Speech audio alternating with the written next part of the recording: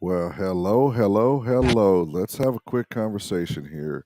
We're going to talk about NABJ, which would be the National Black Association of Journalists. This has actually been a pretty cool video overall to watch. Um, the biggest thing on it was Trump actually came out and spoke. So let's kind of watch this and do some comments along the way, and I think you'll be ultimately surprised. A.P.C. Thank you. How are you? How are you? Mr. Welcome to President, the we so stage. appreciate you giving us an hour of your time. I want to start by addressing the elephant in the room, sir. A lot of people did not think it was appropriate for you to be here today. You have So one of the things that we're going to hear immediately in this video, which kind of is important, is the normal decorum. That's part of what's on here. Is you introduce who this person is, what they've done, how they've accomplished. You take 30 seconds to do it, and it's a polite invitation before you get into a hostile question. So this is an area where it didn't make us look so great up here, and I'm on the media side, and meaning that I capture media. And I wish it would have approached it a little different. pushed false claims about some of your rivals, from Nikki Haley to former President Barack Obama, saying that they were not born in the United States, which is not true. You have told 4 congresswomen of color who were American citizens to go back to where they came from. You have used words like animal and rabid to describe black district attorneys. You've attacked black journalists, calling them a loser, saying the questions that they ask are, quote, stupid and racist. You've had dinner with a white supremacist at your Mar-a-Lago resort. So my question, sir, now that you are asking black supporters to vote for you, why should black voters trust you after you have used language like that? Well, first of all, I don't think I've ever been asked a question in such a horrible manner. First question. You don't. And that does kind of bother me. I mean, this is not just going to be broadcast. This has been on the AP. This has been on a lot of different things. This is decorum. That doesn't mean I have to like the person, but you at least have to show a level of decorum to get to the next level. And you will actually see that later on in the video, but that's one thing that bothers me. The question doesn't bother me. You could have brought that question up any way you want to, but the introduction would have never gave him the ammo to say what he said and never would allow the crowd to laugh. You don't even say, hello, how are you? Are you with A.P.C? Because I think they're a fake news network, a terrible network. And I think it's disgraceful that I came here in good spirit. I love the black population of this country. I've done so much for the black population of this country, including. Now you're hearing a lot of applauses, and I think the reason why he's getting the applauses is not for what you would normally think.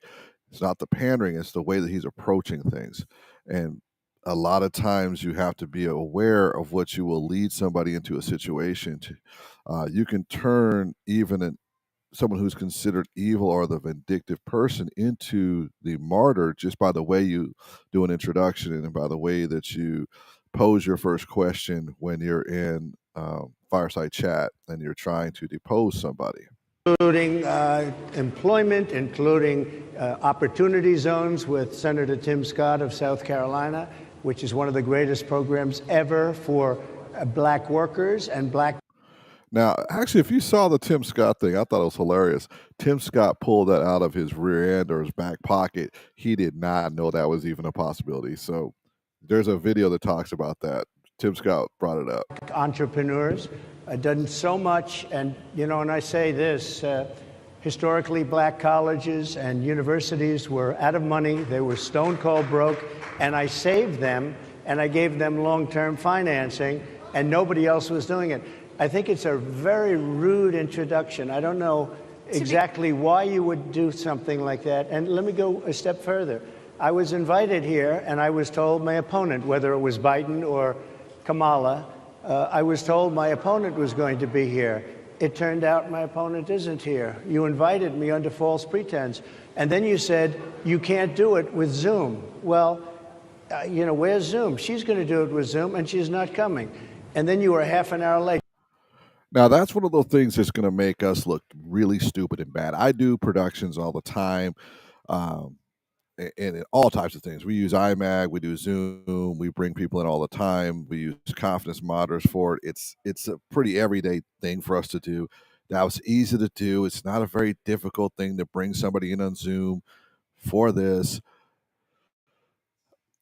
You easily could have done it there, and if the approach to negotiate that to where it's not going to happen, one, anyone who's been in the industry for a long period of time will be like, okay, why not? Especially with all the hybrids, and number two, frankly put, that should have been easily been done, and we would have had a much more in-depth, positive, powerful conversation in this particular case. And the National Association of Black Journalists, will look even better because they put on a production that not only matches or out sizzles a Trump production, it also showed that you could bring both candidates together, even if it didn't physically have to have them there. Just so we understand, I have too much respect for you to be late. They couldn't get their equipment working or something Mr. was President, wrong. I would love I think if you it's can a answer the very question nasty on your rhetoric question. and why you I have believe that. Now that's in the productions team. I must apologize for every production team out there. Whenever that shit happens, I'm pissed. Our team is never late getting out. If we're not plus 30 minutes, I'm upset.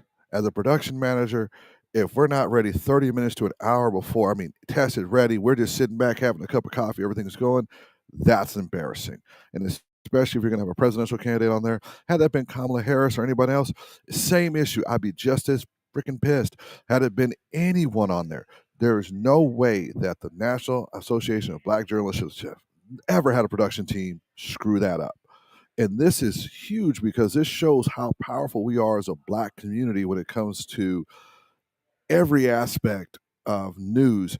And you have a presidential candidate who has 80 million people interested in what he says. You may not like this fact. 80 million people in the United States want to hear what he has to say. And if you can get 10% of those people to look at what you're doing or 20% of what you're doing, and they go, oh, great production, great this, you have good decorum, you've asked strong questions, you may not be the questions I wanted to hear, but they were good. That makes a huge difference. And then the production started on time. He doesn't have ammo to throw at us. So, I mean, this is embarrassing. Answer the question. Trust you with another I 4 have years. been the best president for the Black population since Abraham Lincoln. That's my answer. Better than President Johnson, who signed the Voting Rights Act? And for you to start off a question and answer period, especially when you're 35 minutes late because you couldn't get. And once again, he gets to say 35 minutes late. He gets to say stuff like that, and you left the door open for stupidity like this. That's just not going to be good for us in general. So, yeah. Equipment to work in such a hostile manner, I think it's a disgrace. Let me just ask a follow-up, sir, and then we'll move on to other questions here. Some of your own supporters, including Republicans on Capitol Hill, have labeled Vice President Kamala Harris, who is the first Black and Asian American woman to serve as vice president and be on a major party ticket, as a DEI hire. Is that acceptable language to you? And will you tell those Republicans and those supporters to stop it? How do you define DEI? Go ahead. How do you define diversity, equity, and inclusion? Okay, yeah, go ahead. Is that what your definition? That is give me a literally definition the words then. Would you give me a definition DEI. of that? Give me a definition. All right, so Sir, I'm that was asking you a a big fail. Diversity, equity, and inclusion in itself has a huge definition. And if she just took 30 seconds or a minute or even 15 seconds to explain that diversity is allowing a diverse group of people to be part of employment or part of the area. Equity isn't not just having equal access, but having equitable access, meaning we can all start at the same point for moving forward.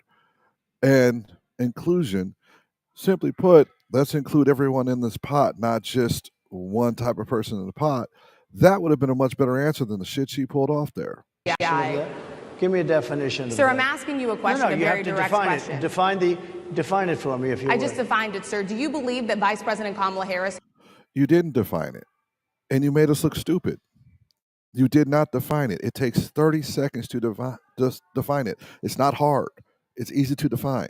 I've been through courses and classes and have worked with instructors. I've helped put the media together, the actual programs together to discuss diversity, equity, and inclusion. And you are supposed to be a major reporter, and you're supposed to be our headline reporter. You should have a 15 to 30-second answer that could hammer anybody who's in the GOP party, but you did not have it. Is only on the ticket because she is a black woman. Well, I can say no, I think it's maybe a little bit different. So I've known her a long time indirectly, not directly very much. And she was always of Indian heritage, and she was only promoting Indian heritage. I didn't know she was black. Now, here's the problem a lot of people are going to have with this. This is such BS. This is such, well, things are about to get kind of hard here. So when I transition this over, hopefully it transitions back to the YouTube page at the same time. If it does not, please forgive me and I'll get us back to where we were. But this is from the AP archives. So this isn't just somebody out the mix. And this is going to be the one thing that's going to haunt her.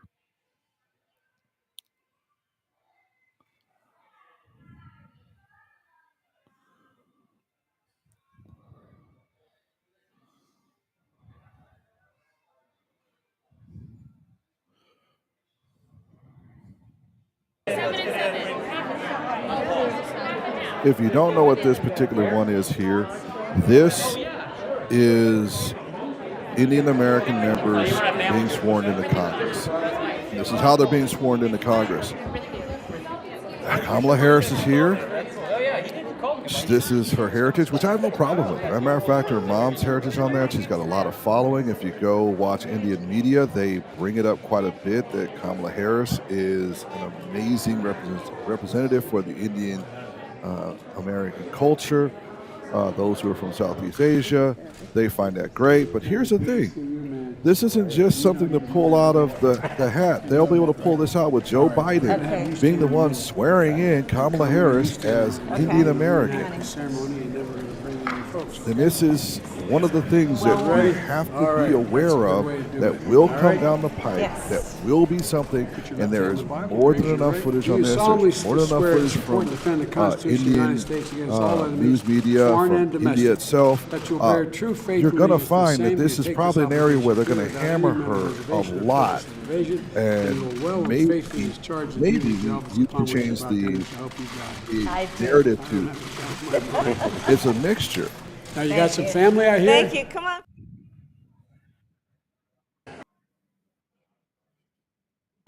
Until a number of years ago when she happened to turn black, and now she wants to be known as black.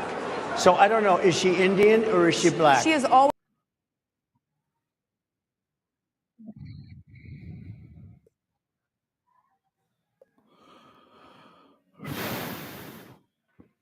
That's going to be haunting.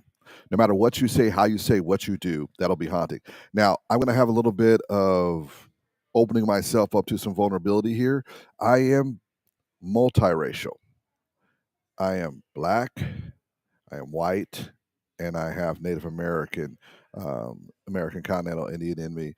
And I have always identified as black. So if anyone wanted to go all the way back to when I was a child and younger, I've always identified as black.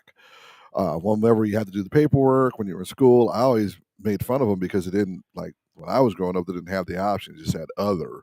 So they didn't have multiracial or biracial, either black, white, the other. So I would deliberately go other and write down all of it. But I always started off with black. And I've always been that way. I've never utilized nor taken advantage of either being white or American, Native American Indian, ever. That has never been in my daily life.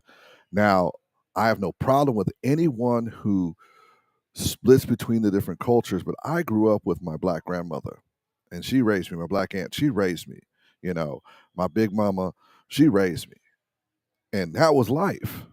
And I grew up with that heritage. I grew up, when I had hair, that Vaseline in it, getting deep in there and just getting them tight little rows. See, that's what I grew up with. Now, Kamala, on the other hand, if you've seen all the videos on it, including the efforts that are being done right now in the Indian American community, which was on ABC, and I can put links down below on this, strong pushes for the Indian community. Mindy, she was on the show with Mindy talking about how all these dishes were the things that she grew up with. And I have no problem with that. I think that is fantastic if you're multiracial or biracial to include all of it.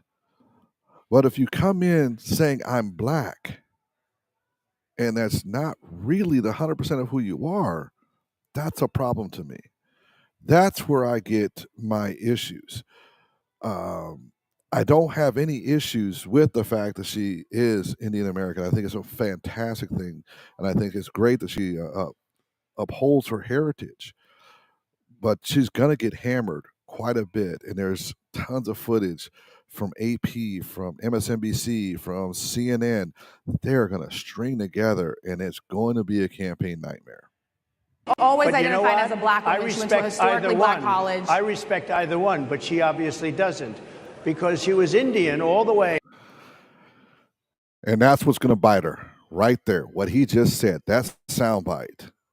They're going to be edit that together once the campaign starts, and it's going to be fight on. And then all of a sudden, she made a turn, and she became a black person. Just to be clear, sir, do And you believe that she is somebody should look into that too when you ask continue in a very hostile, nasty tone. It's a direct question, sir. Do you believe that Vice President Kamala Harris is a DEI hire, as some I Republicans really have don't know. said? I mean, I really don't know. Could be.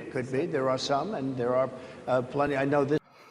Now, let's be frank here. When President Biden was looking for a vice president, he said specifically, if I remember correctly, and if I think I'm quoting this correctly from the New York Times, that it is a black and woman vice presidential candidate.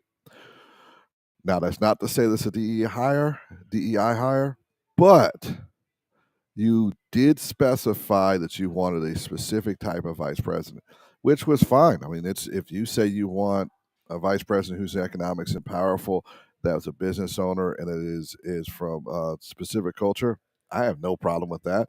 Well, however you want to specify you want for the vice presidency, it's just you have to be aware what the optics are going to look like years down the road. Lady right over there, Harris, is a fantastic person who just interviewed me at length. And we had a great interview, I think, and I heard you got very good ratings on that Well, interview. you told me it was the longest one of your life, so we had a good discussion. Look, I want to talk about why you're here today. I mean, it is not lost on us how divided we are as a country. And as you were coming today... Do you hear that difference? You have Madam in blue and Madam in red. Do you hear the difference in the way that they are approaching the presidential candidate? That is class while still attacking. That is class while still having a point of view and being strong with it. That is class and having decorum, and nobody can take that away from us. Got to be aware of the optics.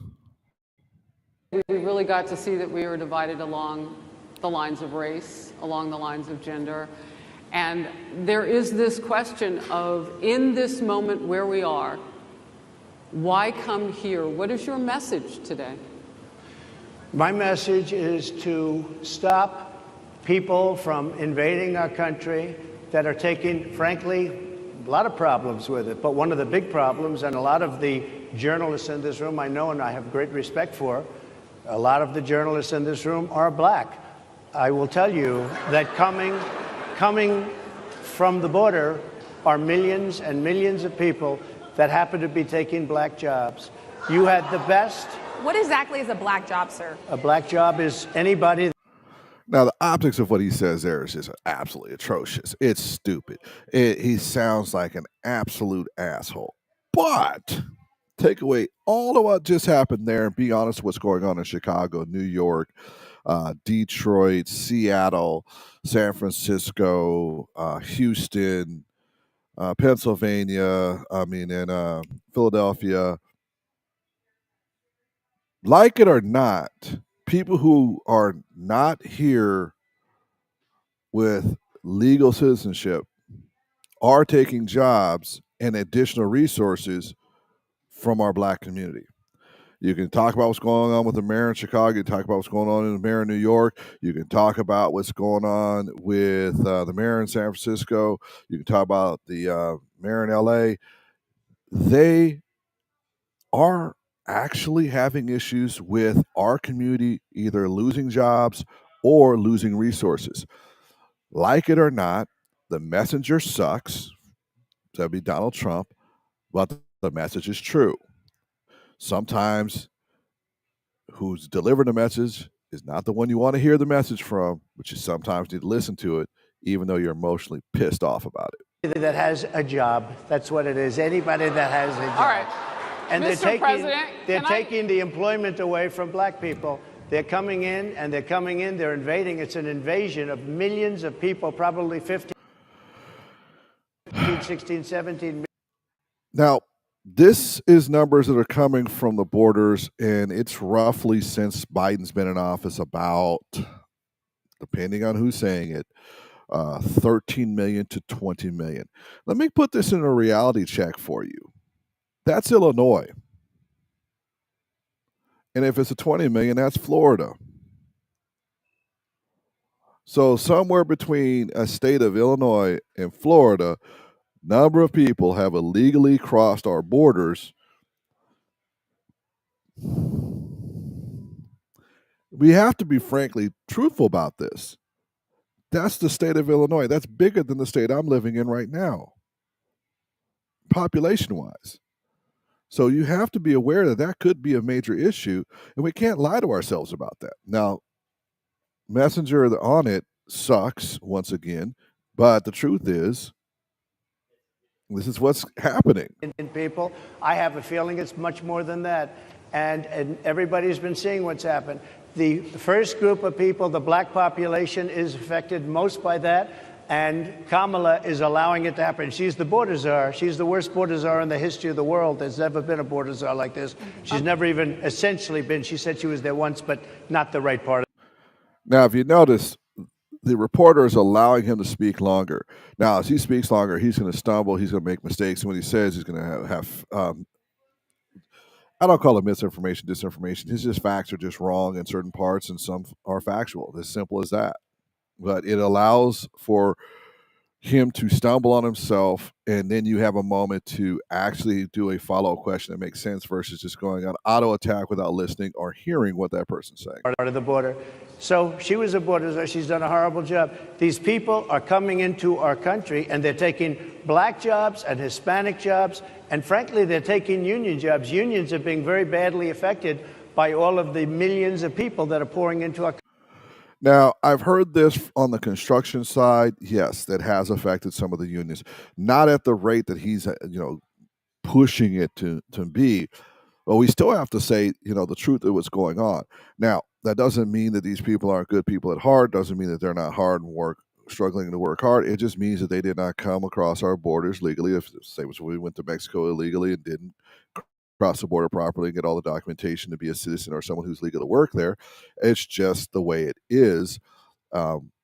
We need to make sure, they do follow our process, because we have the right to have a process for people coming in our country to make sure that they, number one, most importantly, are documented properly so that they can be taxed, resourced properly, and be evaluated for our counts for Congress and delegation of funds throughout the nation. So those are some of the areas that are very important. Also funding for schooling and for, universities. So he may be the wrong messenger, but he is definitely giving us some things to think about over time to get shit done right. Country. And one thing, as we discussed, many of these people are coming in from mental institutions, from prisons, from jails. They're gang members in other countries. Other countries are setting loose their prisoners. They're opening up their prisons and their mental institutions, and they're taking their bad. All right, so let's get onto this subject matter here real quick. Yes, there are countries doing that. Yes, this is happening. No, it is not the predominant number of people who are illegally crossing the border. So that is a huge, huge difference in what it means. They are releasing some. and those that are coming here, the consequences of those sums are horrific, including rapes, deaths, robbery, home invasion, literally taking homes from people. Those things have happened. They are not the predominant cases, but they are predominant of those people who are crossing the border, who happen to have been released from those facilities, who happen to have those issues. There have been daughters that have been lost. There have been sons that have been lost. There have been mothers that have been lost. You cannot lie about that and say that that didn't happen when it actually has. We have to address this, but we don't need to come at it with the same approach that they are. We have to say, hey, look, yes, there is a minority of this that is happening. And we need to make sure that we take the time to address that minority and get it, either stopped, imprisoned, or removed immediately. Make those the first removals, and then see what we can do with the rest of the process. I mean, if we can get them with an EIN or a TIN, tax ID number, get them started in the process. If they had a process where you're here illegally, let's get you a tax ID number. Let's start with the process of getting into this. We're going to get you into regular jobs. That's one thing. But we don't have that process even happening. And we need to make sure we handle two sides of the coin and quit acting like the other side of the coin doesn't happen, and not give someone like Donald Trump the ability to say it's a predominant thing, because even if it's not, when there's a daughter lost, when there's a mother lost, when there's a rapist a rape that happens, when there's drug dealing that happens, when there's shooting on the streets in Chicago and in New York that happens, these aren't lies. They're just not the most predominant thing, but they are devastating to our community, and we need to make sure that doesn't happen and not give ammo like this. Bad people, drug dealers, gang members, and they're bringing them into the United States. And by the way, their crime rate is going down, and our crime rate is going to be a disaster. Mr. President, I want to get into how you address some of the issues with black communities. And I say that plural because we live in communities of color that are different. We're not all the same. We don't vote the same. We don't think the same. True. It's not monolithic. So as you come here today, I want to talk about something that bursts. And this is the weight of the inflation on this country right now. The nonprofit Money Management International recently released data from its mid-year analysis that we have found a 52% rise in people who are seeking counseling for being in credit debt. They're paying for food that is sky high on their credit cards, and now they can't pay that off. The credit counseling nonprofit MMI, as I said, is saying now that they've seen surges that they haven't seen since we were in a pandemic of people in financial trouble. Much of that falls on the shoulders of single moms, single black moms, when you look statistically. Yeah. How do you turn it around? What's your plan for the black community when it comes to money? So, first of all, it's very hard to hear you for whatever reason because of the fact that they have bad equipment, because I guess, All right. This is another production thing. There should be confidence monitors out there. Even if they're tiny confidence monitors, there should be something up there. You can get these little tiny ones, or they look like little black shelves and go like this. They're really good. But it looks like when I was watching this originally that they're all wearing lavalier microphones. And if you notice, I'm wearing a presentation microphone. The reason why these are important versus having a lavalier is lavaliers pick up everything. So probably the main reason was that the team that was there did not have presentation microphones. They're not really expensive to rent for the day. If you can't afford $1,000 ones, they're like $30 or $40 a day to rent them. They're really thin. They color match with the skin tone, and they give you phenomenal sound with a lot of cancellation. Like I'm in the middle of a showroom floor here, and frankly put, there's a ton of people talking. Someone's trying to sell something over here, and it's pretty much just you and I. So having that confidence monitor would have made a difference. I usually run 2 of those on stage, especially when you're doing a fireside chat interview that wide. I mean, that's gotta be 15 feet wide to 20 feet wide from chair to chair. You definitely need confidence monitors or in-ear monitors. Either way, it would have made things a lot better, and he wouldn't have had the ability to say the shit he's saying. this woman was unable to get the right equipment. But it's very hard for me to hear you, but I can hear every other word. It's very difficult, actually. Now, if you watch the rest of this. He utilizes that in his favor and avoids questions and answers questions the way he wants to that had nothing to do with the question. And that shows the lack of controlling the environment that those who did the production side for NABJ, National Association of Black Journalists. I'm just saying it the other way wrong, so forgive me. But it really does make it difficult for someone to control the narrative when you take away the ability for the person to hear it and then they can actually say that up there. But so I don't know if they can fix it or do something with it, but I'll do the best I can with it. The inflation is absolutely destroying our middle class, our working class, virtually every class. Inflation. Now, if you listen carefully, you hear like almost an echoish sound. That means they've already set their audio at the highest level they can put out to the audience.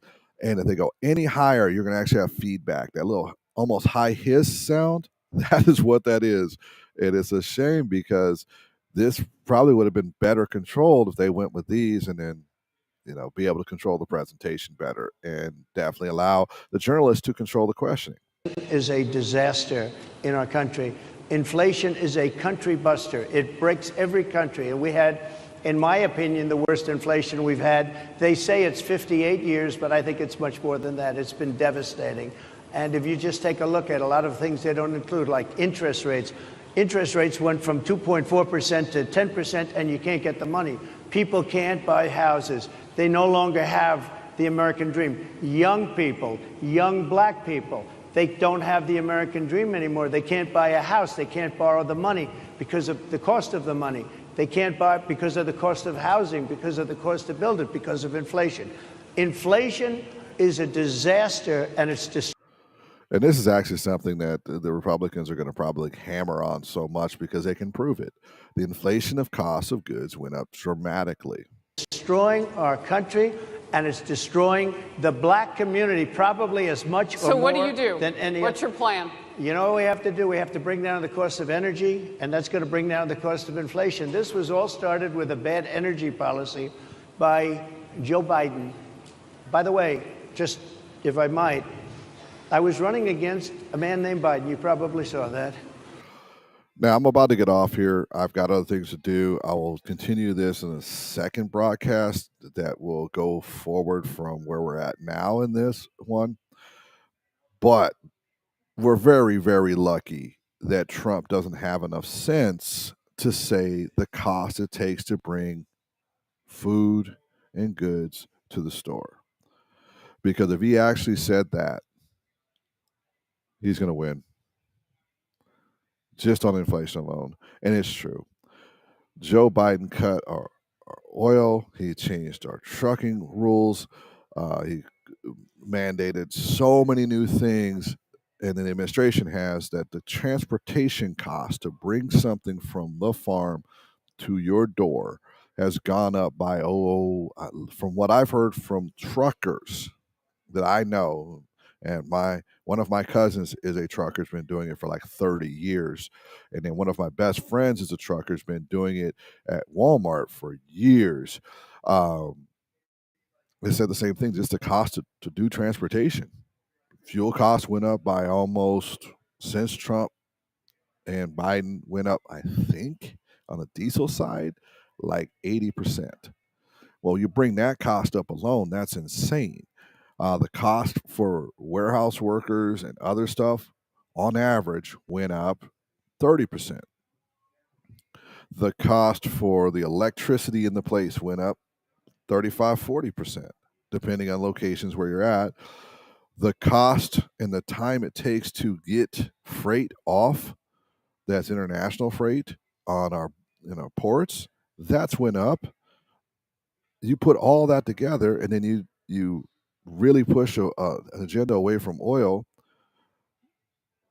too quickly or too harshly, you change transportation costs, and when the transportation costs go up dramatically, it really inflates cost of goods down the road. So that being said, it's been cool being on here. Been on like 35 minutes. I got things to do today. So I appreciate y'all watching. Anyone who actually did. And we're going to get deeper into this one. NA, the National Association of Black Journalists, you know what? Y'all did a pretty much phenomenal job on this. Unfortunately, y'all picked the wrong person to be the headliner for asking questions. I really think Harris should have been the one asking the questions, which would have allowed for better decorum, and it still allow for the harder questions that were coming from our host that was in the blue. And please forgive me, I don't remember everyone's name. I literally watched this morning, was fascinated by what went on. There was a lot of gaffes by Trump. There was also a lot of gaffes by those who were asking the questions, unfortunately, mainly out of the person who was in the blue outfit. Mainly, that's going to allow that campaign, once it gets rolling, to really, really hit hard. I know I'm going to piss off some people when it comes to the Indian American thing, but it really did happen, and it's fine. But you have to admit it so you can get past it. If you lie and say it didn't happen or that wasn't the way it went, people will grab onto that and they will know, and that you can't get past it. And so you have to accept that was part of it. That doesn't mean that's her whole identity. It just means that's the identity you use or a portion of who she is when she initially got into Congress. And they're only just talking about the Senate. I mean, if y'all would just really be like, oh yeah, we accepted when Biden introduced her and sworn her in the Senate that it was under with the Indian American group, the whole controversy is over. But every time you say no, it just makes shit worse. So please just accept it, admit it down the road. Because I've never seen anything else that showed that she showed anything but, black and Indian, Southeast Asian. But of course, when you go in like this and have the optics like this, that's a problem. I'll give you an example for the state of Washington. Strickland. There's a lot of people in the black community in Tacoma who are really hurt, and they pushed really hard to get her in, and then immediately she goes into Congress, Korean, outfitted and everything, which I have no problem with if that was the initiative up front. But there were people in the community who were like, "What's going on here? This is whoa, we got hit again." So just be careful of the optics you do. And admit the optics that you did, and then you can go right past it. Don't leave ammo for others to come against you. This is the end of my show here. We'll be up for more later. Bye.